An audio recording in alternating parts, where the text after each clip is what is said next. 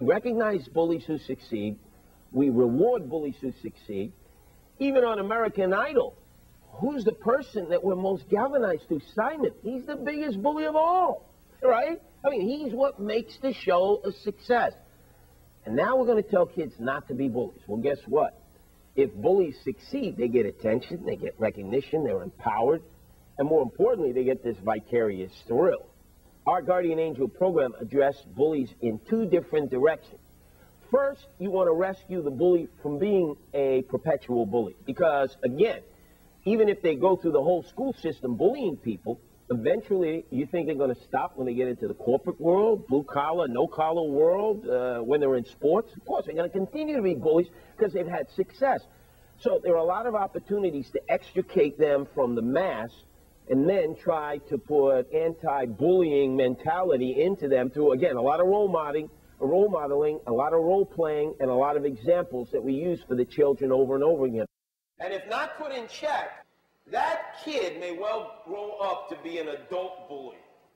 And at some point, somewhere in time, whether they're beating up one of their loved ones, their child, a neighbor, a friend, intimidating someone else on the workplace, you had a chance to nip it in the bud, or to get some relief, or to divert that function in that child. And if you passed on that simply because you didn't want to deal with the headaches, or just didn't want to deal with all the paperwork and all the bureaucratic entanglements, you're doing a disservice to your community, a disservice to your fellow students, a disservice to your school, and a disservice in the future, because this kid ain't going to get better. This kid is probably progressively going to get worse as an adult. But I will tell you, many of these young men and women have never had anyone in their life show them jack diddly squat 1 ounce of concern. Never have treated them like an equal. Has never had a one-on-one conversation with them in which they were interested in what they had to say.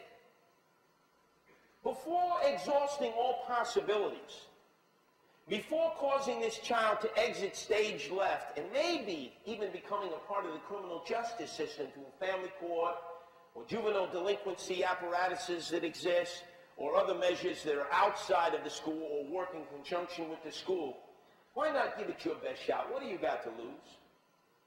I know a lot of them are intimidating, and a lot of these people look at any moment like they're going to explode in front of you, like they're sort of a mixture of nitroglycerin, walking and talking like 2 sticks of TNT tightly wound together.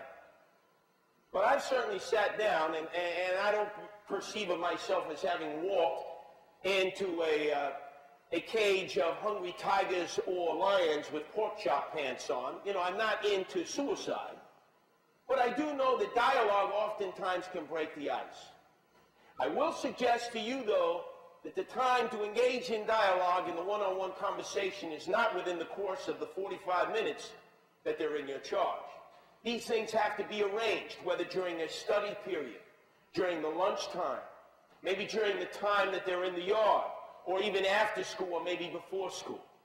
Sometimes 10 years, 15, 20 years later, what time you've taken to be sensitive to them, to treat them like another human being, sometimes as a peer, sometimes as an adult, sometimes as an equal, with the realization by the child that you're still in control, you're firm but fair, could make a tremendous difference in the choices that they make.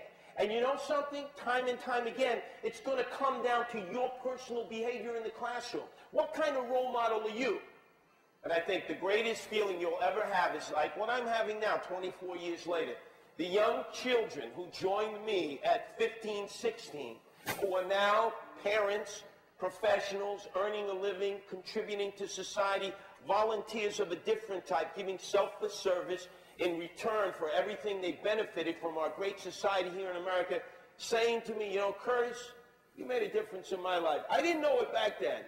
I didn't necessarily like you. I thought, you know, you had a big head and that you were talking out of the side of your head. But a lot of what you said actually sunk in and made a difference in my life. There is no better feeling in the world. All the money, all the moolah shmoolah, all the money in Fort Knox could never make you feel like that. It is absolutely the greatest feeling in the world. Some of you are smiling now. You've had those experiences. Those of you who haven't yet taught enough years, you're going to have those experiences. Remember, be passionate, remain idealistic, and never give up. Thank you very much.